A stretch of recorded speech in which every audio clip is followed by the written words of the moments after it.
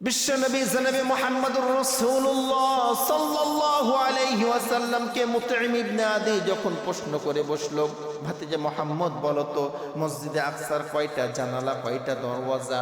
নবী আমার বিচলিত হয়ে গেলেন, নবীর মন খারাপ হয়ে গেল, কেননা উনি তো জানেন না মসজিদে আকসার কয়টা দরওয়াজা, কয়টা জানালা। নবীজির মনের অবস্থা দেখে আল্লাহ রাব্বুল আলামিন হযরত জিবরাইল ফেরেশতাকে বলে, ওরে জিবরাইল, যা যা মুতঈম ইবনে আদি আমার নবীকে অপমান করার জন্য এমন প্রশ্ন করেছে যেই প্রশ্নের উত্তর আমার বন্ধুর কাছে নাই। তুই যা মসজিদে আকসাটা এমন ভাবে হাতের পরে ধরবি আর হাত দিয়ে আস্তে আস্তে নড়াবি, আমার বন্ধু দেখবে আর গনে গনে বলে দিবে মসজিদে আকসার কয়টা দরওয়াজা, কয়টা জানালা। বলেন সুবহানাল্লাহ। তুই এমন ভাবে নড়াবি আমার বন্ধু যেন দেখে দেখে বলতে পারে যে কয়টা দরওয়াজা আছে, কয়টা জানালা আছে। একটি বর্ণনা। আর আরেকটি বর্ণনা, মসজিদে হারাম থেকে মসজিদে আকসা পর্যন্ত আল্লাহ রাব্বুল আলামিন যত গাছপালা ছিল সবগুলোকে দূরে সরিয়ে মসজিদে আকসাটাকে কাছে করে দিয়ে আমার নবীকে বলার সুযোগ করে দিয়েছিলেন, সুবিধা করে দিয়েছিলেন। সুবহানাল্লাহ। তো এইটা বর্ণনা পাওয়া যায়। हरा गुंबद जो देखोगी ज़माना भूल जाओगी। हरा गुंबद जो देखोगी ज़माना भूल जाओगी। अगर तैबा को जाओगी तो आना भूल जाओगी। न इतना ओ ज़ियादा चाँद तारे अपनी रंगत पर, न इतना ओ ज़ियादा चाँद तारे अपनी रंगत पर।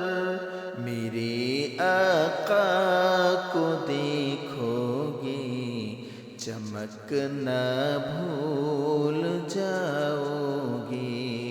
मेरे आका को देखोगे चमक न भूल जाओगे। तुम्हारे सामने होगा कभी जब गुंबदे खजरा। तुम्हारे सामने होगा कभी जब गुंबदे खजरा। नजर जम जाएगी उस पर हटाना भूल जाओगी। नजर जम जाएगी उस पर हटाना भूल जाओगी। हरा गुंबद जो देखोगे ज़माना भूल जाओगे। अगर तैबा को जाओगे तो आना भूल जाओगे। আলহামদুলিল্লাহ, আল্লাহ রাব্বুল আলামিনের দরবারে শুকরিয়া যে আল্লাহর অশেষ মেহেরবানিতে রজব মাসের ২৭ তারিখ এশার নামাজের পর শবে মিরাজ সম্পর্কে কিছু আলোচনা করার, শোনার সুযোগ যে আল্লাহ আপনাকে আমাকে দান করলেন, সে আল্লাহর দরবারে শুকরিয়া আদায় করছি, বলছি আলহামদুলিল্লাহ। লক্ষ কোটি দরুদ এবং সালাম সর্বযুগের সর্বকালের সর্বশ্রেষ্ঠ মহামানব আপনার আমার প্রাণপ্রিয় নবী নবী মুহাম্মদুর রাসূলুল্লাহ সাল্লাল্লাহু আলাইহি ওয়াসাল্লামের। সম্মানিত প্রিয় উপস্থিতি, আমরা বিগত দুই জুম্মা থেকেই মেরাজ সম্পর্কে ধারাবাহিক আলোচনা শুরু করেছি। আমরা আজকে শুক্রবারে যে পর্যন্ত আলোচনা করেছিলাম এরপর থেকে আমরা এখন আলোচনা করব ইনশাআল্লাহ।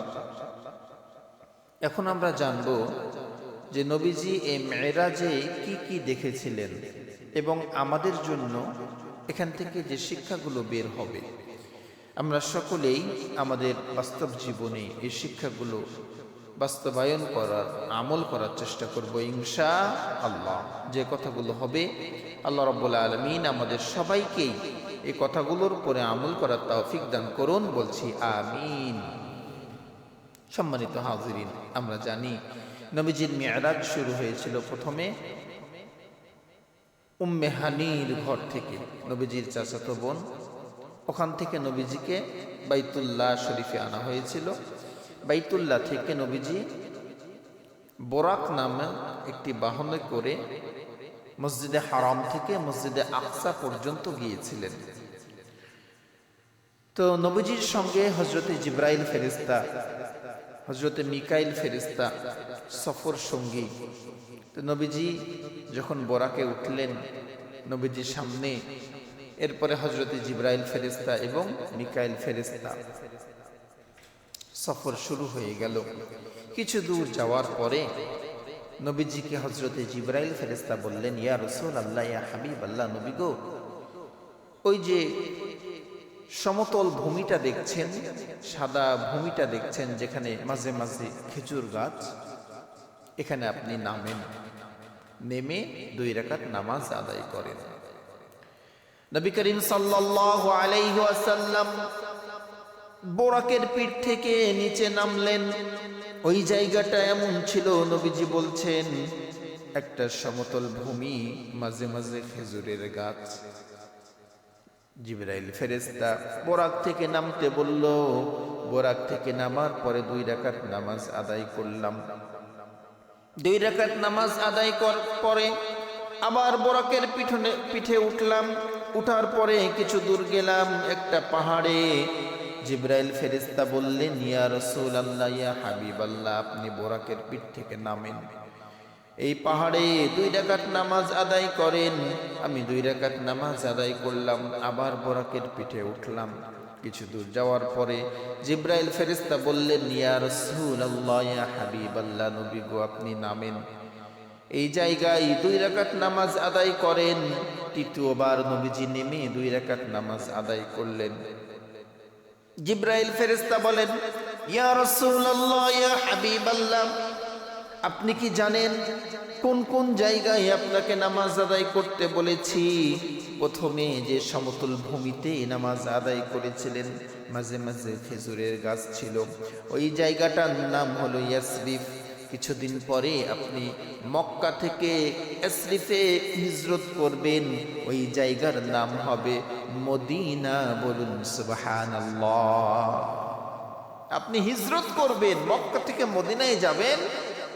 এখন ওই জায়গার নাম ইয়াসরিফ, কিন্তু আপনি হিজরত করার পরে ওই জায়গার নাম হবে সোনার মদিনা। ইয়া রাসূলুল্লাহ, ইয়া হাবিবাল্লাহ, দ্বিতীয় যে জায়গাতে আপনাকে নামাজ পড়তে বলেছিলাম, ওই জায়গাটা ছিল মুসা আলাইহিস সালাতু ওয়াস সালামের তুর পাহাড়। যেই তুর পাহাড়ে আল্লাহর সঙ্গে হযরতে মুসা কথা বলতেন, ওই তুর পাহাড়ে আপনাকে নামাজ আদায় করতে বলেছি। ইয়া রাসূলুল্লাহ, ইয়া হাবিবাল্লাহ, নবী গো, তৃতীয় যে জনপদে নামাজ আদায় করেছিলেন, আপনি কি জানেন ওই জায়গাটা কোন জায়গা?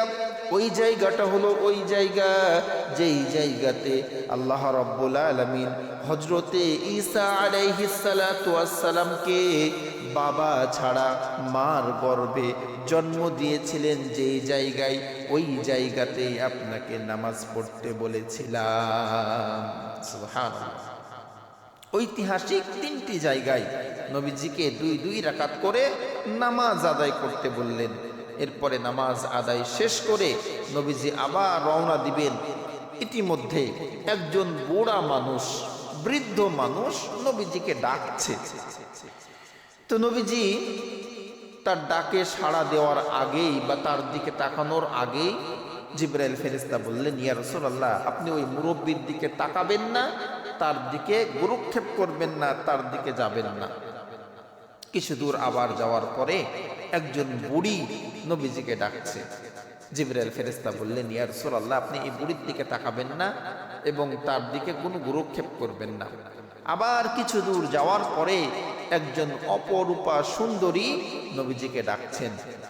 জিবরাইল ফেরেশতা বললেন, ইয়া রাসূলুল্লাহ, আপনি ওই যুবতীর দিকেও তাকাবেন না, আপনি সামনের দিকে অগ্রসর হন। দয়ার নবী, মায়ার নবী ডাক দিয়ে বলেন, ভাই জিবরাইল, আপনি মানা করেছেন, আমার তো তাকানোর কোনো প্রশ্নই উঠে না, কিন্তু জানতে বড় শখ জাগে গো জিবরাইল, এই যে মুরব্বী মানুষ আমাকে ডাক দিয়েছে, এ কে আমাকে ডাক দিল? জিবরাইল ফেরেশতা বলেন, ইয়া রাসূলুল্লাহ, ইয়া হাবিবাল্লাহ, প্রথমে যে মুরব্বী আপনাকে ডাক দিয়েছে এ অন্য কেউ না, শয়তান। আপনি যদি তার ডাকে সাড়া দিতেন, দুনিয়ার আপনার অধিকাংশ উম্মতেরা এই শয়তানের দাসত্ব করত, শয়তানের কথা শুনত। আপনি তার দিকে গুরুক্ষেপ করেন নাই, তাকান নাই। হয়তোবা কিছু উম্মত শয়তানের কথা শুনবে, কিন্তু অনেক উম্মত শয়তানের ধোঁকায় পা দিবে না। না তাকিয়ে আপনি ভালো করেছেন, আপনার উম্মতেরা শয়তানের ওয়াসওয়াসা থেকে বেঁচে যাবে। ইয়া রাসূলুল্লাহ, ইয়া হাবিবাল্লাহ, দ্বিতীয়ত যে বুড়ি মেয়েটা আপনাকে ডেকেছিল, ওই বুড়ি মেয়েটা হলো এই দুনিয়ার বদ আমল, এই দুনিয়ার আপনার উম্মতদের বদ আমল। তাদের আমল এমন হয়েছে, এই বুড়োর মতো, বুড়ি মেয়ের মতো হয়েছে, একটা ব্যাখ্যা। দ্বিতীয় ব্যাখ্যাতে জিবরাইল ফেরেশতা বলেন, এই পৃথিবীর অবস্থান এই বুড়া মহিলার মতো হয়েছে। এর মানে হলো পৃথিবী ধ্বংসের দ্বার প্রান্তে চলে এসেছে, কিয়ামতের দ্বার প্রান্তে চলে এসেছে। ইয়া রাসূলুল্লাহ, এই যে বুড়ির যে অবস্থা দেখলেন, এই পৃথিবীরও সে অবস্থা। আপনি দুনিয়াতে চলে এসেছেন মানে কিয়ামত সন্নিকটে, খুব কাছে চলে এসেছে। শেষ নবীর আবির্ভাব মানে কিয়ামতের আর দেরি নাই। জিবরাইল ফেরেশতা বলেন, ইয়া রাসূলুল্লাহ, 3 নাম্বার যে অপরূপা সুন্দরী আপনাকে ডেকেছিল, ওই অপরূপা সুন্দরী হলো এই পৃথিবীর চাকচিক্য, এই পৃথিবীর সুখ বিলাস, এই পৃথিবীর অর্থ, এই পৃথিবীর বিল্ডিং, এই পৃথিবীর লোভ লালসা। আপনি যদি ওই সুন্দরী নারীর দিকে তাকাতেন, আপনার অধিকাংশ উম্মত এই পৃথিবীর জন্য এই পৃথিবীর দিকে ধাপিত হয়ে যেত। আপনি তাকান নাই, ভালো করেছেন। আপনার উম্মতরা হয়তোবা কিছু দুনিয়া লোভী হবে, দুনিয়ার প্রেমে, দুনিয়ার মোহে, দুনিয়ার পিছনে ছুটবে, কিন্তু অনেক উম্মত এমন থাকবে যারা আল্লাহকে রব বলে স্বীকার করবে, যারা এই পৃথিবীর মোহে থাকবে না, যারা এই পৃথিবীর ভালোবাসায় থাকবে না। আপনি নবীকে নবী বলে মানবে, আল্লাহকে রব বলে মেনে তাদের জীবনটাকে তারা সুন্দর করে ইসলামের পথে পরিচালিত করবে। সুবহানাল্লাহ। ইয়া রাসূলুল্লাহ, আপনি তার দিকে গুরুক্ষেপ না করে ভালোই করেছেন। এইভাবে নবীজি সামনে অগ্রসর হচ্ছেন, তো নবীজি দেখলেন যে কিছু মানুষের মাথার উপরে বড় বড় পাথর দিয়ে আঘাত করা হচ্ছে, মাথার উপরে বড় বড় পাথর মারা হচ্ছে। তো এই পাথর যে মারা হচ্ছে, এই পাথরের বাড়িতে মাথাটা ফেটে চূর্ণ বিচূর্ণ হয়ে যাচ্ছে, মাথার আকৃতি আর মাথার মতো থাকছে না। ফেরেশতারা ওই পাথরটাকে তুলে নিয়ে এসে তার মাথার উপরে আবার বাড়ি দিচ্ছে। তো এই যে তুলতে তুলতে যে সময়টা যাচ্ছে, মাথাটা আবার আগের মতো হয়ে যাচ্ছে। দয়ার নবী, মায়ার নবী হযরতে জিবরাইল ফেরেশতাকে বলেন, ভাই জিবরাইল, এরা কারা? কোন অপরাধের কারণে, কোন পাপের কারণে তাদের মাথার উপরে এত বড় পাথর দিয়ে আঘাত করা হচ্ছে, এত বড় পাথর তাদের মাথার উপরে মারা হচ্ছে? পাথরের আঘাত খাওয়ার পরে মাথাটা চূর্ণ বিচূর্ণ হয়ে যাচ্ছে। ফেরেশতারা পাথর কুড়িয়ে আনতে আনতে আবার মাথা আগের মতো হয়ে যাচ্ছে, আবার তাদের মাথায় মারা হচ্ছে। ভাই জিবরাইল, কোন অপরাধের কারণে এইভাবে মানুষগুলোকে শাস্তি দেওয়া হচ্ছে? জিবরাইল ফেরেশতা বলেন, ইয়া রাসূলুল্লাহ, ইয়া হাবিবাল্লাহ, নবী গো, আপনার উম্মতের মধ্যে যারা নামাজের ব্যাপারে উদাসীন হবে, নামাজ সময় মতো আদায় করবে না, নামাজের সময় পার হয়ে যাবে, নামাজের ব্যাপারে অলসতা করবে, এরকম মানুষ তো নাই মনে হয়, আছে না ভাই আমাদের সমাজে? আজান হয়ে গেছে কিন্তু দুনিয়াবি কাজ নিয়ে ব্যস্ত, নামাজের খেয়াল নাই। এই পড়ছি পড়বো করতে করতে নামাজের ওয়াক্ত চলে যাচ্ছে, শয়তান ধরে ফেলছে যে না, আমাদের ওয়াক্ত শেষ হয়ে গেল, নামাজ মসজিদে হয়ে গেল, আজকে আর নাই পড়ি। এরকম হয় না? এরকম হয়। এরকম যাদের হবে তাদেরকে এরকম শাস্তি দেওয়া হবে, মাথার উপরে বড় বড় পাথর দিয়ে আঘাত করা হবে। আমাদের মা বোনেরা দেখবেন, আমাদের পরিবারে যারা ইন্ডিয়ান যে নাটকগুলো হয়, সিরিয়ালগুলো যারা দেখে, খেয়াল করে দেখবেন আজান হয়ে গেছে কিন্তু নামাজের জন্য ওঠে না। ওই নাটক দেখে শেষ করে তারপরে ওঠে। কথা ঠিক কিনা? নামাজের রক্ত চলে যাচ্ছে, সে নামাজকে প্রাধান্য না দিয়ে তার নাটক শেষ হবে, শেষ করে সে নামাজ আদায় করবে। আচ্ছা বলেন তো, নামাজের রক্ত চলে যাচ্ছে, নামাজ না পড়ে আপনি যদি নাটক দেখেন, আল্লাহর তাবেদারি করলেন না শয়তানের তাবেদারি করলেন? শয়তানের তাবেদারি করলেন। আপনি যদি ওই নাটকটাকে বন্ধ করে নামাজ আদায় করতেন তাহলে আল্লাহ খুশি হতো, শয়তান নারাজ হয়ে যেত। কিন্তু আপনি আজান হয়েছে, নামাজ বাদ দিয়ে আগে নাটক শেষ করছেন, তারপরে আপনি নামাজ পড়ছেন। এতে শয়তান খুশি হয়, আমার রব কিন্তু রাগান্বিত হয়ে যায়। এজন্য মা বোন যারা শুনছেন, অনুরোধ করব, এই ইন্ডিয়ান সিরিয়ালগুলো আমাদের সমাজটাকে নষ্ট করে ফেললো।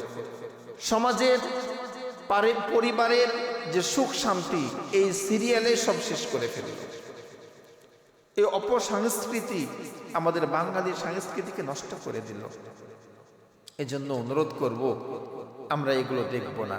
তাহলে নামাজে অলসতা করার জন্য কি পরিমাণ শাস্তি! মাথার উপরে বড় বড় পাথর মারা হচ্ছে। আচ্ছা, এরকম কষ্ট সহ্য করতে পারবো কয়জন আছি? পারবো ভাই? একটা ইট যদি মাথার উপরে মারা হয় কি অবস্থা হবে বলেন? কতটুকু আপনি সহ্য করতে পারবেন? আর পাথরের সাইজটা এত বড় যে মাথার উপরে মারার পরে মাথাটা ফেটে চূর্ণ বিচূর্ণ হয়ে যাচ্ছে, মাথার যে আকৃতি, যে চেহারা, এটাই বিকৃত হয়ে যাচ্ছে। কেন? নামাজে উদাসীন যারা, তারা এরকম শাস্তি পাবে। আর যারা নামাজ পড়বে না তাদের কি অবস্থা হবে? এজন্য আমরা সকলে নামাজ পড়বো তো ইনশাআল্লাহ, সময় মতো 5 ওয়াক্ত নামাজ পড়বো।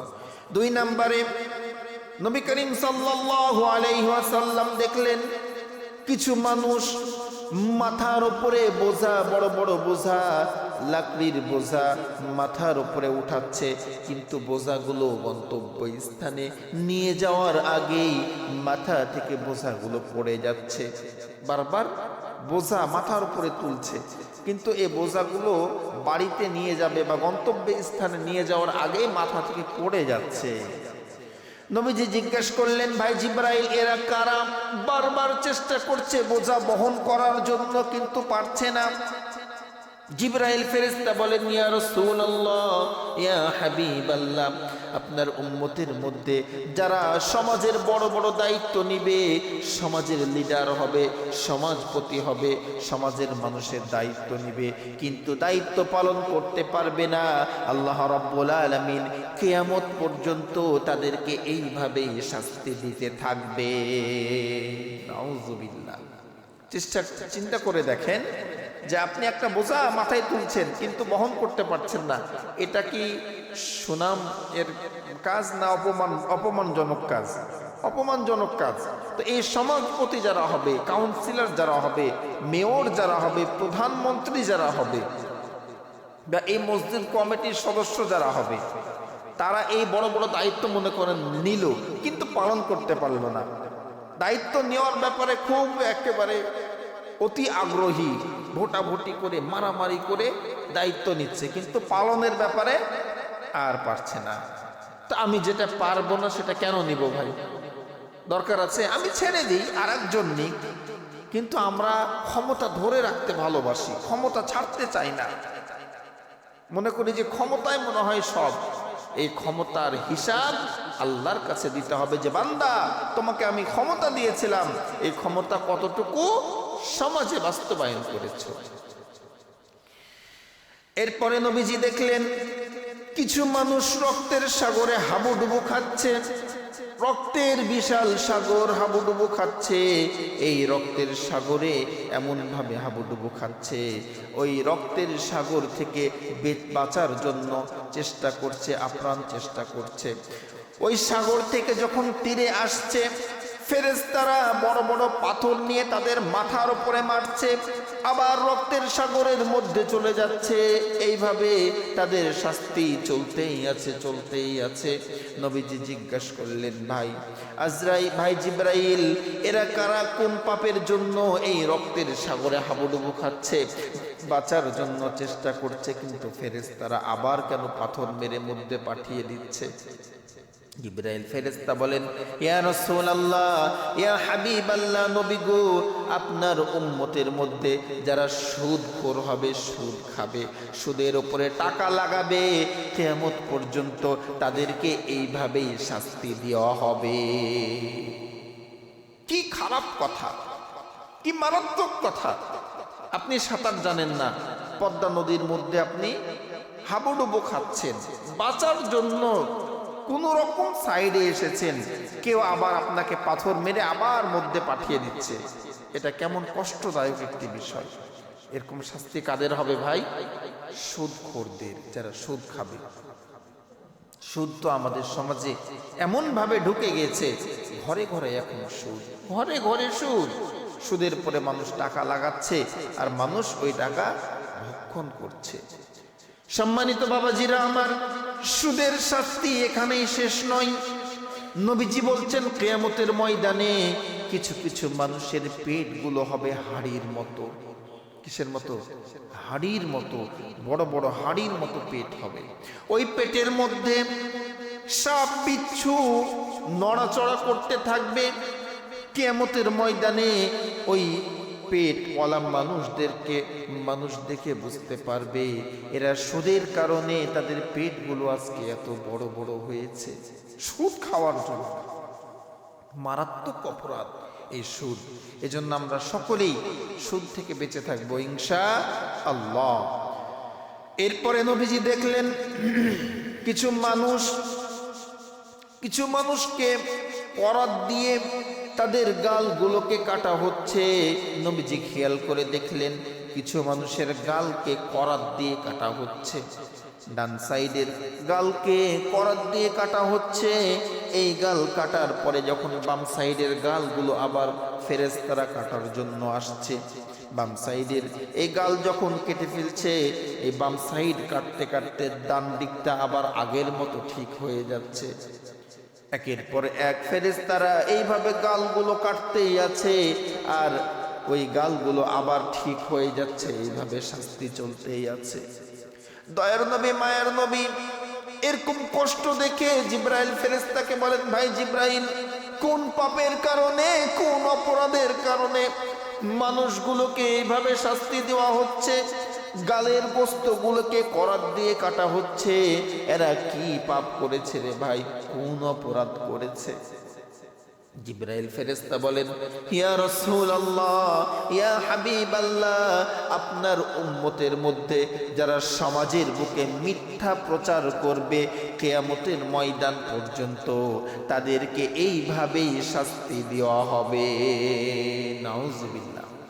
যারা সমাজে মিথ্যা খবর প্রচার করবে, সমাজে মিথ্যা ছড়াবে, তাদেরকে এইভাবে শাস্তি দেওয়া হবে। আমরা তো যারা এমনি সাধারণ মানুষ, নেতা না, তারা পরিবার নিয়ে ব্যস্ত থাকে, কিন্তু যারা নেতা শ্রেণীর মানুষ, টেলিভিশন খুললেই দেখা যায় একের পর এক মিথ্যা খবর।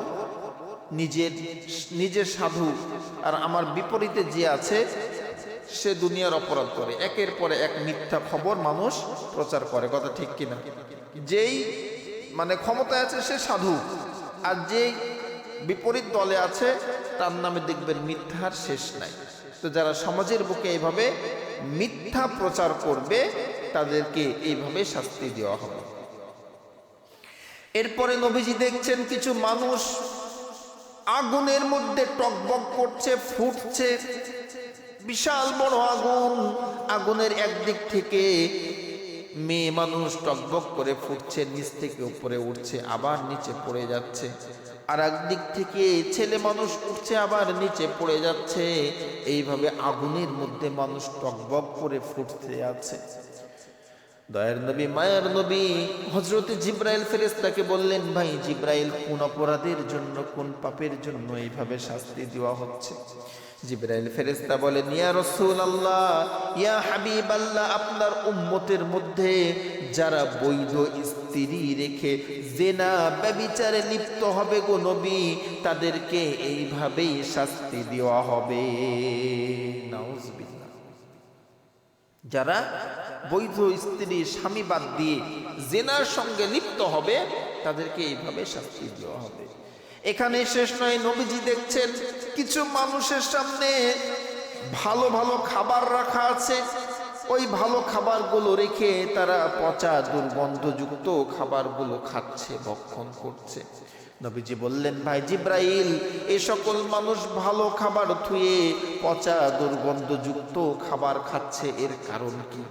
জিব্রাইল ফেরেশতা বলেন, ইয়া রাসূলুল্লাহ, যারা দুনিয়াতে জিনা ব্যভিচারে লিপ্ত হবে, বৈধ স্ত্রী বৈধ স্বামী বাদ দিয়ে, ভালো খাবার বাদ দিয়ে খারাপ খাবারে মুখ দিবে, জিনা ব্যভিচার করবে, তাদেরকে এইভাবেই শাস্তি দেওয়া হবে। নাউজুবিল্লাহ। এইভাবেই তাদেরকে শাস্তি দেওয়া হবে। এই জন্য আমরা এই জিনা ব্যভিচার পরকীয়া থেকে বেঁচে থাকবো। পরকীয়া এখন একটা কমন রোগ হয়ে গেছে, ঘরে ঘরে পরকীয়া। স্বামী বাদ দিয়ে, স্ত্রী বাদ দিয়ে অন্য ছেলের সঙ্গে মেয়ের সঙ্গে সম্পর্ক করছে। এই কাজগুলো আমরা করব না ইনশাআল্লাহ।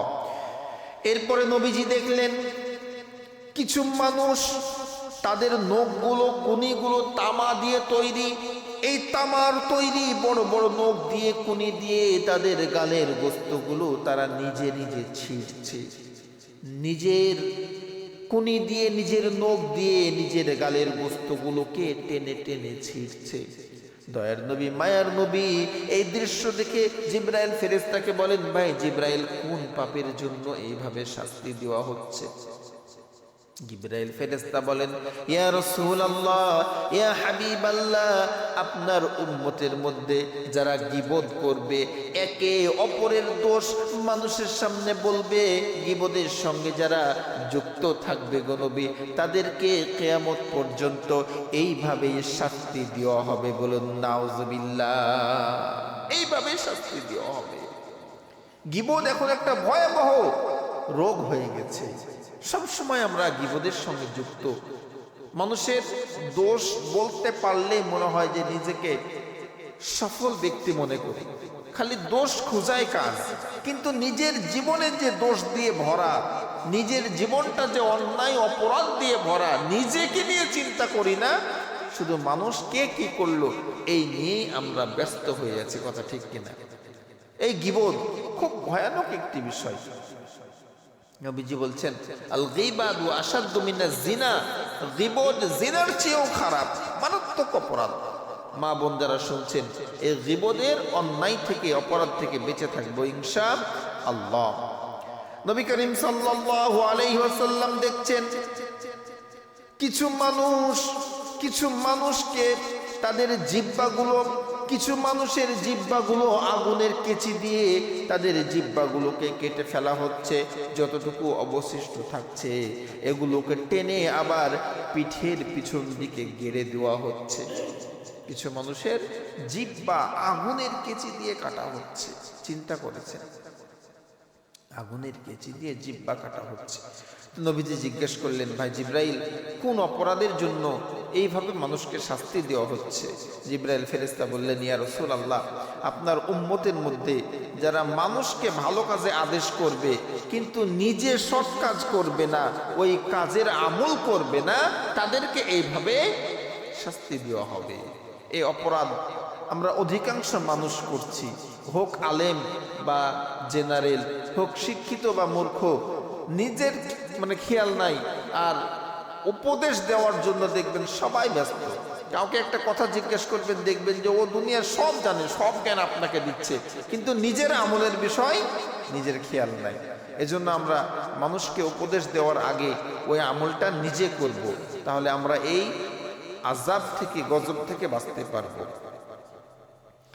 এরপরে নবীজি দেখলেন কিছু মানুষ আগুনের দলা, বড় বড় আগুনের দলাগুলো খাচ্ছে এবং ওই দলাগুলো পেটে যাওয়ার পরে পায়খানার রাস্তা দিয়ে আবার ওই আগুনের দলাগুলো বের হয়ে যাচ্ছে, আগুনের দলা খাচ্ছে। দয়ার নবী মায়ের নবী বললেন, ভাই জিব্রাইল, এরা কারা, কোন অপরাধের জন্য এইভাবে আগুনের দলা খাচ্ছে? জিব্রাইল ফেরেশতা বলেন, ইয়া রাসূলুল্লাহ, ইয়া হাবিবাল্লাহ, নবী গো, আপনার উম্মতের মধ্যে যারা এতিমের সম্পদ ভক্ষণ করবে, এতিমের সম্পদ, মাল সম্পদ মেরে খাবে, তাদেরকে কিয়ামতের ময়দানে এইভাবেই আগুন খাওয়ানো হবে। নাউজুবিল্লাহ। অনেকে আছে, ভাই মারা গিয়েছে, ওই ভাতিজার সম্পত্তিগুলো নিজের আয়ত্তে রেখে ভাতিজাকে হক বুঝিয়ে দেয় না, ওই নিজে সব খায়, নিজে দেখাশোনা করে। এরকম অনেক মানুষ আছে। এতিমের সম্পদ এটা ভয়ানক একটি বিষয়। এতিমের সম্পদ আমরা কখনো ভোগ করব না ইনশাআল্লাহ। এরপরে নবীজি দেখলেন কিছু মানুষকে এই যে জাহান্নামীদেরকে কষ্ট দেওয়া হচ্ছে, আগুনে পোড়ানো হচ্ছে, এই যে রক্ত আর পুঁজগুলো, এগুলো একটা নালা দিয়ে বেয়ে যাচ্ছে। তো ওই রক্ত পুঁজগুলোকে কিছু মানুষকে খাওয়ানো হচ্ছে। ওই যে রক্ত আর পুঁজ, এগুলো কিছু মানুষকে খাওয়ানো হচ্ছে। তো নবীজি এটা দেখে খুবই কষ্ট পেলেন, খুবই মর্মাহত হলেন, হয়ে জিজ্ঞেস করলেন, ভাই, কোন অপরাধের জন্য এই অখাদ্য মানুষকে খাওয়ানো হচ্ছে? জিবরাইল ফেরেশতা বললেন, ইয়া রাসূলুল্লাহ, আপনার উম্মতের মধ্যে যারা মদ সেবন করবে, নেশাগ্রস্ত খাবার খাবে, তাদেরকে এইভাবে শাস্তি দেওয়া হবে। নেশা, মদ, জুয়া, ফেন্সিডিল, এরপরে আরো যত নেশা দ্রব্য আছে, যারা খাবে তাদেরকে এইভাবে জাহান্নামীদের রক্ত আর পুঁজগুলোকে খাওয়ানো হবে। এই জন্য আমরা যারা এরকম মাদকের সঙ্গে জড়িত আছি, আমরা এই মাদক ছেড়ে দেবো ইনশাআল্লাহ। এরপরে নবীজি দেখলেন যে জাহান্নামের মধ্যে অধিকাংশই নারী জাতি, জাহান্নামে অধিকাংশই নারী। তো নবীজি আশ্চর্য হলেন যে অধিকাংশ নারী জাহান্নামে কেন, এর কারণ কি? কি কারণে নারী জাতি আজকে জাহান্নামের মধ্যে? জিজ্ঞেস করলেন, ভাই জিব্রাইল, অধিকাংশ নারী জাহান্নামে, এর কারণ কি? দয়ার নবী মায়ার নবী মেয়ে জাতিদেরকে, নারীদেরকে জাহান্নামে দেখে জিব্রাইল ফেরেশতাকে বললেন, ভাই জিব্রাইল, এত সংখ্যক নারী আজকে জাহান্নামে, এর কারণটা কি? জিব্রাইল ফেরেশতা বলেন, ইয়া রাসূলুল্লাহ, ইয়া হাবিবাল্লাহ, নবী গো, এই সকল নারী জাহান্নামী হওয়ার পিছনে কারণ হলো এই সকল নারীরা শুকরিয়া আদায় করে না, সব সময় নাশুকরি করে, সব সময় হাই হাই নাই নাই আরো চাই, এই নিয়ে ব্যস্ত আছে না নাই? আমাদের যারা বিয়ে করেছি, সংসার হয়েছে, দেখবেন কিছু কিছু মা বোন আছে, যতই দেন না কেন তার চাহিদা পূরণ হয় না, আরো চাই আরো চাই। আমার স্বামী জীবনে কিছুই দেয় নাই, সারা জীবন কষ্ট করেছেন, একদিন কম হয়েছে, সারা জীবনের কষ্টের যে প্রতিদান ভুলে যে আপনাকে এমন একটা কথা বললো যে সারা জীবনে কি দিয়েছো, তোমার সঙ্গে বিয়ে করে আমার জীবনটাই শেষ, কালুকে বিয়ে করলে এর চেয়ে ভালো হতো। হ্যাঁ, তোমাকে বিয়ে না করলে অমুক কালুকে যদি বিয়ে করতাম, কিছু না হলেও আমার সুখ শান্তি, আমার চাহিদাগুলো পূরণ করত। কিন্তু আপনি যে ধলু, এটা তার শুকরিয়া নাই, কালো নিয়েই ব্যস্ত, টাকা আছে। এই যে মা বোনদের না শুকরিয়া আদায় করে না, এজন্যই তারা জাহান্নামে, অধিকাংশ নারী এই কারণে জাহান্নামে যাবে। এবং মানুষকে বদদুয়া করার জন্য, মানুষকে অভিশাপ দেওয়ার জন্য অধিকাংশ নারী জাহান্নামে যাবে। এজন্য মা বোন যারা শুনছেন, আমরা যারা পুরুষ আছি, কিছু আছে খারাপ, কিন্তু অধিকাংশ পুরুষই চায় যে তার সংসারে তার স্ত্রী, তার সন্তান ভালো থাক, ভালো রাখার চেষ্টা করে। হয়তোবা কোনো কারণবশত আপনার চাহিদাগুলো ঠিকভাবে পূরণ করতে পারছে না, এজন্য নাশুকরি করবেন না। আপনি তাকে সাপোর্ট দিবেন, আপনি তাকে সান্ত্বনা দিবেন, তাকে বোঝাবেন, কিন্তু এমন কথা বলবেন না যে কথার জন্য আপনার স্বামী কষ্ট পায়। আপনি যদি এরকম কথা বলেন, তাহলে জাহান্নামে যাওয়ার জন্য আপনার এই কথাই যথেষ্ট হয়ে যাবে। দয়ার নবী মায়ার নবী সামনের দিকে অগ্রসর হচ্ছেন, তো দেখলেন কিছু মানুষের, কিছু মেয়ের স্তনের মধ্যে বিষাক্ত সাপ দংশন করছে। কিছু মেয়ে জাতি মা বোনদের স্তনে বড় বড় বিষাক্ত সাপগুলো দংশন করছে। এই দৃশ্য দেখে দয়ার নবী মায়ের নবী জিজ্ঞেস করলেন, ভাই জিব্রাইল, কোন অপরাধের কারণে, কোন পাপের কারণে এই মেয়েদেরকে এইভাবে শাস্তি দেওয়া হচ্ছে? জিব্রাইল ফেরেশতা বলেন, ইয়া রাসূলুল্লাহ, ইয়া হাবিবাল্লাহ, আপনার উম্মতের মধ্যে যে সকল মা তার সন্তানদেরকে স্তনের দুধ পান করাবে না, স্তনের দুধ পান করাবে না, ওই সকল মা, ওই সকল বোনকে কিয়ামতের ময়দান পর্যন্ত এইভাবেই তাদেরকে শাস্তি দেওয়া হবে। নাউজুবিল্লাহ। আমাদের মা বোনেরা তাদের বডি ফিটনেস ঠিক রাখার জন্য বা বিভিন্ন কারণে বাচ্চাকে দুধ খাওয়ায় না। আপনার বুকের দুধ, আপনার স্তনের দুধ, ওই বাচ্চার অধিকার। 2 বছর যাবত আপনি তাকে দুধ পান করাবেন, এটা তার অধিকার। এই অধিকার থেকে তাকে যদি বঞ্চিত করেন তাহলে আপনার এইভাবে শাস্তি হবে। আর মনে রাখবেন, আপনি যে বাচ্চাকে আপনার হক নষ্ট করলেন, তার ছোটবেলায় সে অবুঝ একটা সন্তান, তার হক আপনি নষ্ট করলেন, ওই বাচ্চা বড় হয়ে জীবনেও আপনার হক আদায় করবে না। কথা ঠিক কিনা? কোনোদিন আপনার হক আদায় করবে না। আপনাকে শেষ পর্যন্ত বৃদ্ধাশ্রমেই থাকা লাগবে। হাফেজ সাহেব সামনে আসেন, সামনে আসেন, আসেন আসেন। তো এইভাবে ওই সকল মা বোনদেরকে কষ্ট দেওয়া হবে। এরপরে নবী করিম সাল্লাল্লাহু আলাইহি সাল্লাম দেখলেন যে কিছু মানুষ কাত হয়ে শুয়ে আছে, একদিকে কাত হয়ে শুয়ে আছে। তো ওই সকল মানুষের মাথার উপরে পাথর দিয়ে আঘাত করা হচ্ছে। তো নবীজি জিজ্ঞাসা করলেন, ভাই, কি কারণে এদের মাথার উপরে পাথর দিয়ে আঘাত করা হচ্ছে? তো জিবরাইল ফেরেশতা বললেন, ইয়া রাসূলুল্লাহ, এরা ইসলাম মানতো না, ইসলাম এদের কাছে ভালো লাগতো না, বিভিন্ন অপসংস্কৃতি তারা মেনে চলতো, অপসংস্কৃতি তারা প্র্যাকটিস করতো, কিন্তু ইসলাম এদের কাছে ভালো লাগতো না। এইভাবে আরো বিভিন্ন নিদর্শন আল্লাহ নবীজিকে দেখিয়েছেন। তো আমরা যে কয়েকটা শুনলাম, যে কয়েকটা পাপের শাস্তির কথা শুনলাম, এগুলোর থেকে আমাদেরকে বেঁচে থাকতে হবে। এই অপরাধগুলো যদি করি, এই সকল শাস্তি আমাদের হবে। আমরা সকলে বেঁচে থাকবো তো ইনশাআল্লাহ? ইনশাআল্লাহ ভাই, অবশ্যই চেষ্টা করব। তো এখন নবীজি মেরাজ করলেন, তো আমাদের জন্য কি নিয়ে আসলেন? নবীজি মেরাজে গেলেন, আমাদের জন্য কি আনলেন? আমাদের জন্য উপহার স্বরূপ নবী করিম সাল্লাল্লাহু আলাইহি সাল্লাম 5 ওয়াক্ত নামাজ নিয়ে এসেছেন। হাদিয়া, তোফা, উপহার। নবীজি উম্মতের জন্য 5 ওয়াক্ত নামাজ উপহার স্বরূপ এনেছেন। নবীজি বলছেন, as-salatu mi'rajul mu'minin, নামাজ মুমিনের জন্য মেরাজ, আল্লাহর সঙ্গে সাক্ষাৎ। আপনি নামাজে দাঁড়াবেন, আল্লাহর সঙ্গে সাক্ষাতে দাঁড়াবেন। আল্লাহ কোরআনে বলছেন, ওয়াসজুদ ওয়াক্তারিব, সিজদা করো, আমার নিকটবর্তী হয়ে যাও। তো নামাজ হলো মুমিনের মেরাজ। আর এই নামাজ আজকে আমাদের জন্য বোঝা হয়ে গেছে। এটা তোফা ছিল, নবীজির মেরাজের উপহার ছিল আমাদের উপরে 50 ওয়াক্ত নামাজ। এই 50 ওয়াক্ত নামাজ নবী করিম সাল্লাল্লাহু আলাইহি সাল্লাম হযরতে মূসা আলাইহিস সালাতু ওয়াস সালামের পরামর্শক্রমে কমাতে কমাতে কমাতে কমাতে 5 ওয়াক্ত নিয়ে এসে আমাদের উপরে ফরজ হয়েছে। তবে আল্লাহ আমার নবীকে বললেন, বন্ধু, আমি 50 ওয়াক্ত ফরজ করেছিলাম, আপনি আপনার উম্মতদের কথা চিন্তা করে 45 ওয়াক্তই মাইনাস করে দিলেন, 5 ওয়াক্ত নিয়ে গেলেন। আপনার উম্মতদেরকে জানিয়ে দিয়েন, তারা যদি 5 ওয়াক্ত নামাজ ঠিকভাবে আদায় করে, আমি আল্লাহর কথা নড়চড় হয় না, আমি আল্লাহ তাদেরকে 50 ওয়াক্তের সওয়াব দান করে দেব। সুবহানাল্লাহ। নামাজ পড়বেন 5 ওয়াক্ত, আর সওয়াব পাবেন 50 ওয়াক্তের।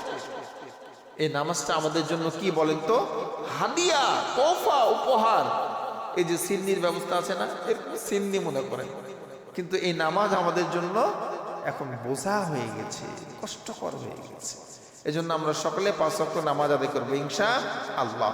2 নম্বর উপহার, নবীজির মেরাজ থেকে আমাদের জন্য উপহার, সূরা বাকারার শেষ 2 আয়াত, আমানার রাসূল বিমা উনজিলা ইলাইহি মির রাব্বিহিল মুমিনুন, এখান থেকে শেষ পর্যন্ত এটা আমাদের জন্য আল্লাহর পক্ষ থেকে উপহার, নবীজির মাধ্যমে আল্লাহ আমাদেরকে দিয়েছেন। এজন্য এই আয়াত দুইটির অনেক শক্তি, অনেক ফজিলত। আমরা 5 ওয়াক্ত নামাজ পড়ে আয়াতুল কুরসির পাশাপাশি এই সূরা বাকারার শেষ 2 আয়াতের আমল করব ইনশাআল্লাহ। এরপরে 3 নাম্বার উপহার, ক্ষমার ঘোষণা। বলুন সুবহানাল্লাহ। আল্লাহ রাব্বুল আলামিন নবীজির মাধ্যমে আমাদেরকে জানিয়েছেন, কোন মানুষ যদি শিরকের গুনাহ না করে, কিসের গুনাহ ভাই? শিরকের গুনাহ, আল্লাহর সঙ্গে অংশীদারিত্ব স্থাপনের গুনাহ যদি না করে, নবীজি বলছেন যে আল্লাহ আমাকে জানিয়েছেন মানুষের জীবনের সকল গুনাহ আল্লাহ মাফ করে দিবেন যদি শিরকের গুনাহ না করে। সুবহানাল্লাহ, কত বড় আল্লাহ নিয়ামত দান করেছেন আমাদেরকে। এরপরে চতুর্থ পুরস্কার আমাদের জন্য, আল্লাহ রাব্বুল আলামিন আমাদের জন্য নবীজিকে জান্নাত দেখিয়েছেন, জাহান্নাম দেখিয়েছেন, তার অনেক নাজ এবং নিয়ামত দেখিয়েছেন, যেন নবীজি এসে আমাদেরকে এগুলো বর্ণনা করে শোনাতে পারেন। এই 4টি আমাদের জন্য পুরস্কার। তাহলে 1 নাম্বার 5 ওয়াক্ত নামাজ, 2 নাম্বার সূরা বাকারার শেষ 3 আয়াত, 3 নাম্বার ক্ষমার সুসংবাদ, আর 4 নাম্বার আখিরাত সম্পর্কে সুস্পষ্ট শিক্ষা এবং জ্ঞান আল্লাহ নবীকে দিয়েছেন, আর নবীর মাধ্যমে আমরা এগুলা পেয়েছি। আর সূরাতুল ফাতিহা, এটা সূরা ফাতিহা নূরের মতো কাজ করবে। আপনি আমি যখন পুলসিরাত পার হব, তখন এই সূরা ফাতিহাটি বিজলির ন্যায় আমাদেরকে পার করে দিবেন যদি 5 ওয়াক্ত নামাজ আদায় করেন। সূরা ফাতিহার যে শিক্ষা আমল, এটা যদি করতে পারেন। সম্মানিত হাজরিন, এই ছিল আমাদের জন্য পুরস্কার। নবী করিম সাল্লাল্লাহু আলাইহি ওয়াসাল্লাম মেরাজ থেকে ফিরে আসলেন। আলোচনা একেবারে শেষ প্রান্তে চলে এসেছি। ফিরে এসে মসজিদের অবস্থান করছেন কাবা শরীফে ফজরের নামাজ আদায়ের পরে। তদানীন্তন সময়ের কাফিরারা এসে আমার নবীকে কটূক্তি করতে, মানে ওই যে চিমটে কাটা বলে না, চিমটে কাটতে শুরু করেছে যে ভাতিজা মোহাম্মদ, প্রত্যেক দিন তো নতুন নতুন কথা বলো, আজকে কি কথা আছে? তো নবীজি বললেন যে রাতের এক অংশে মসজিদে হারাম থেকে মসজিদে আকসা গেলাম, মসজিদে আকসা থেকে 7 তবক আসমান পাড়ি দিয়ে আল্লাহর সঙ্গে সাক্ষাৎ করে আবার রাতের মধ্যে ফিরে এসে এই যে তোমাদের সঙ্গে নামাজ আদায় করছি। এই অবস্থায় হযরত আবু বকর সিদ্দিক রাদিয়াল্লাহু তাআলা আনহুর কথা আমরা জানি। বাকি আরো 2টা প্রুফ নবীজি দিয়েছিলেন। নবীজি যে মেরাজ করেছিলেন, আরো 2টা সাক্ষী বা 2টা প্রমাণ নবীজি দিয়েছিলেন যে উনি মেরাজ করেছেন। এর মধ্যে একটা সাক্ষী, তারা জিজ্ঞেস করলো যে আচ্ছা ভাতিজা বলো তো, তুমি যে মেরাজ করলে, মসজিদে হারাম থেকে মসজিদে আকসা গেলে, যদিও বা মসজিদে হারাম থেকে মসজিদে আকসার দূরত্ব 1236 কিলোমিটার, উঠে যেতে আমাদের 40 দিন 40 রাত লাগে, আর তুমি বলছো 1 রাতে গেছো এসেছো। আচ্ছা বিশ্বাস করলাম, তো এই যেতে আসতে এমন কোন ঘটনা ঘটেছে যে ঘটনার কথা আমাদেরকে বলতে পারো? দয়ার নবী মায়ের নবী বললেন, হ্যাঁ বলতে পারি। 2টা ঘটনা আমার সঙ্গে ঘটেছে। 1 নাম্বার ঘটনা, একটা কাফেলার সঙ্গে আমার দেখা হয়েছিল, যে কাফেলা থেকে আমি পানি পান করেছিলাম, পানি খেয়েছিলাম। 2 নাম্বার, আমার বোরাক যখন যাচ্ছিল, বোরাকের আওয়াজে আরেকটা কাফেলার উট কিছু আওয়াজে, আমার বোরাকের আওয়াজে তাদের উট, একটা উট মারা গিয়েছিল।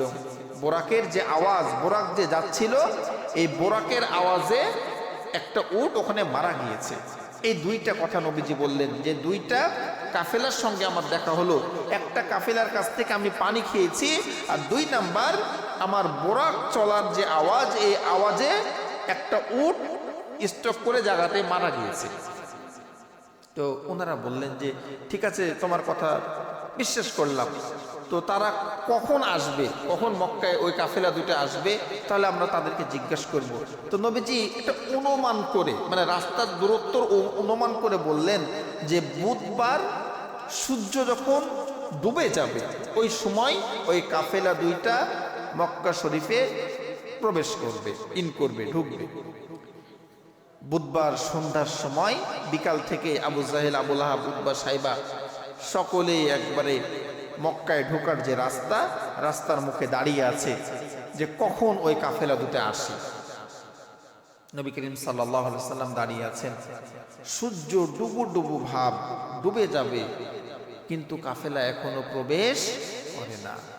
দয়ার নবী, মায়ের নবী আসমানের দিকে তাকিয়ে আল্লাহকে ডেকে ডেকে বলছেন, আল্লাহ গো, এমনিতেই আমার বংশের লোকেরা আমাকে জাদুকর বলে, মিথ্যুক বলে, আমাকে কাজ্জাব বলে।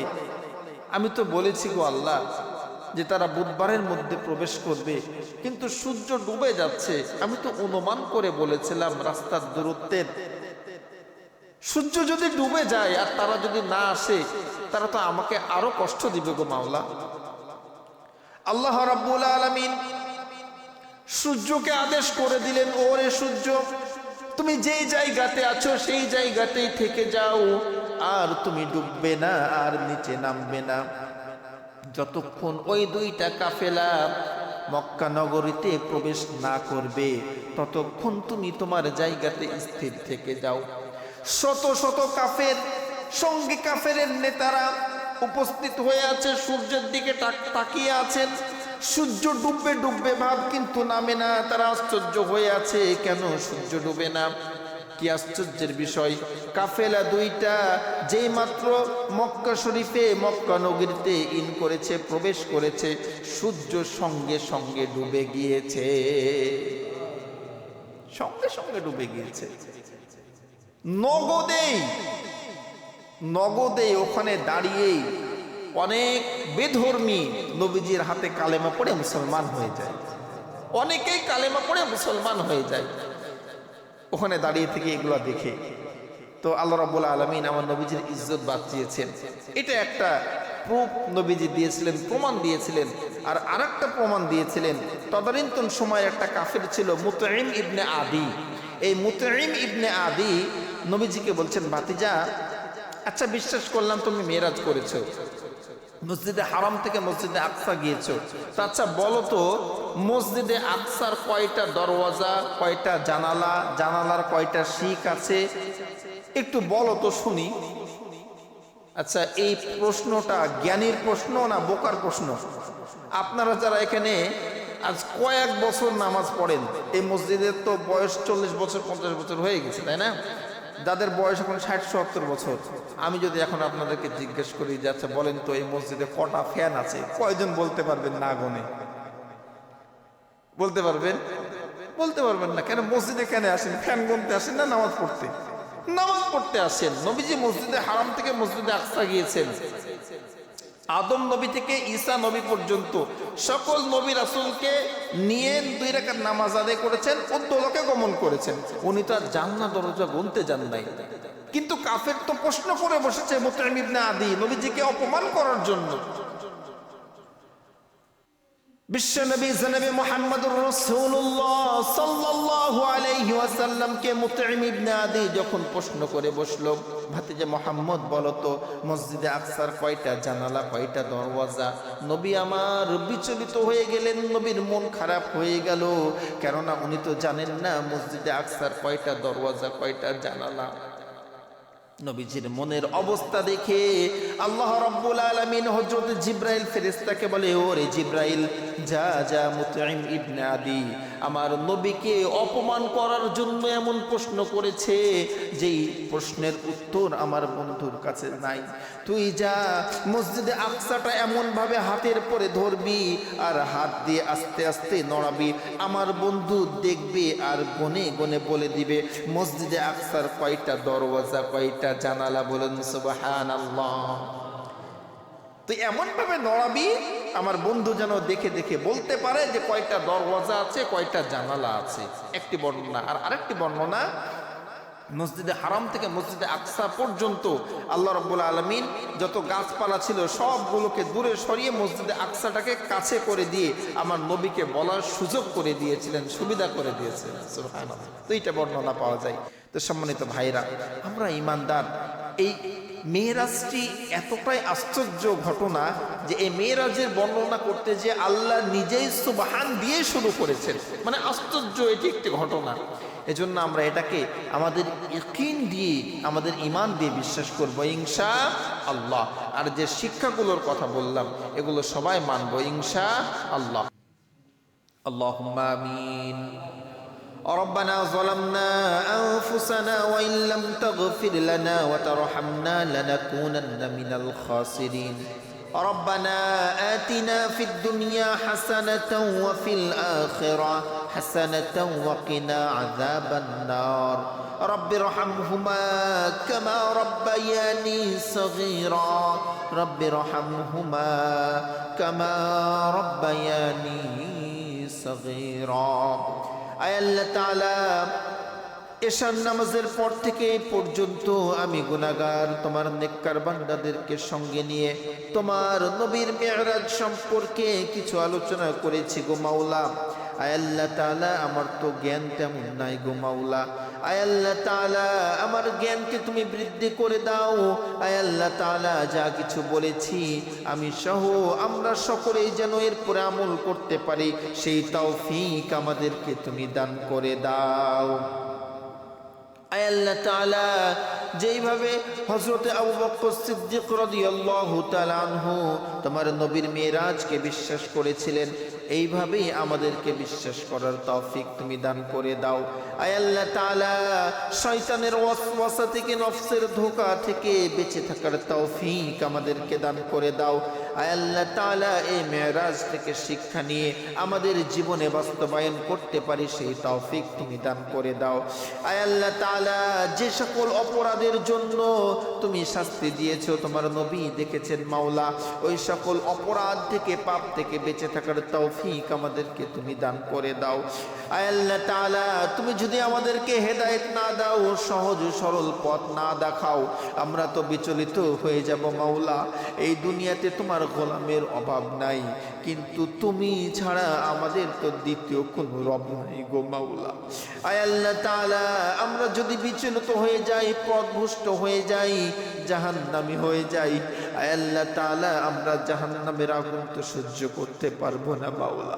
আয় আল্লাহ তাআলা, আমাদেরকে হেদায়েতের পথ তুমি দেখিয়ে দাও, আমাদেরকে সহি বুঝ তুমি দান করে দাও মাওলা। আল্লাহ তাআলা, আমাদের মধ্যে অনেকে অসুস্থ আছে, সকলকে পূর্ণ সুস্থতা দান করে দাও। আমাদের হায়াতে রিজিকে বরকত দান করে দাও। আমাদের মনের জায়েজ সকল আশাগুলো পূরণ করে দাও। আমাদেরকে দিনের জন্য তুমি কবুল করে নাও। আয় আল্লাহ তাআলা, আমাদের মধ্যে যারা অসুস্থ আছে সবাইকে পূর্ণ শেফা দান করে দাও। আয় আল্লাহ তাআলা, অনেকে বাবা হারা, মা হারা, স্ত্রী হারা, সন্তান হারা, আয় আল্লাহ তাআলা, দাদা দাদি, নানা নানি, আত্মীয় স্বজন যে যেখানে অন্ধকার কবরে শায়িত, তাদের সবাইকে তুমি মাফ করে দাও। আয় আল্লাহ তাআলা, খাস করে বসরিরাই পাড়ার গোরস্থানের সকল মাইয়াতকে তুমি মাফ করে দাও। আমাদের আত্মীয় স্বজনদেরকে মাফ করে দাও। এই এলাকার সকল মাইয়াতকে মাফ করে দাও। তাদের কবরগুলোকে জান্নাতের বাগিচা বানিয়ে দাও। আয় আল্লাহ তাআলা, আমরা যারা জীবিত আছি আমাদের হায়াতে রিজিকে বরকত বৃদ্ধি করে দাও। সাংসারিক জীবনে সুখ শান্তি সমৃদ্ধি দান করে দাও। অপপ্রচার থেকে বেঁচে থাকার তৌফিক দান করে দাও। আয় আল্লাহ তাআলা, আমাদের মা বোনদেরকে তুমি কবুল করে নাও। আয় আল্লাহ তাআলা, প্রতিটি পরিবারের মা বোনদেরকে হযরতে আয়েশা সিদ্দিকার মতো, হযরতে খাদিজার মতো, হযরতে ফাতেমার মতো জীবন যাপনের তৌফিক তুমি দান করে দাও। মা বোনদেরকে পর্দানশীল হওয়ার তৌফিক দান করে দাও। মা বোনদেরকে স্বামীর খেদমত করনেওয়ালা বানিয়ে দাও। আয় আল্লাহ তাআলা, আমাদের সবাইকে দ্বীনের জন্য, ইসলামের জন্য কবুল করে নাও। আমাদের সকলের জীবনের গুনাহগুলো মাফ করে দাও। আমাদের পারিবারিক জীবনে সুখ শান্তি সমৃদ্ধি দান করে দাও। আমাদের সন্তান দ্বয়কে চক্ষু শীতলকারী সন্তান হিসেবে কবুল করে নাও। সুবহানাকা লা ইলমা লানা ইল্লা মা আল্লামতানা ইন্নাকা আনতাল আলিমুল হাকীম। সুবহানা রাব্বিকা রাব্বিল ইজ্জাতি আম্মা ইয়াসিফুন ওয়া সালামুন আলাল মুরসালিন والحمد لله رب العالمين واجعل آخر كلامنا عند الموت لا إله ইল্লাল্লাহু মুহাম্মাদুর রাসূলুল্লাহ সাল্লাল্লাহু আলাইহি ওয়াসাল্লাম।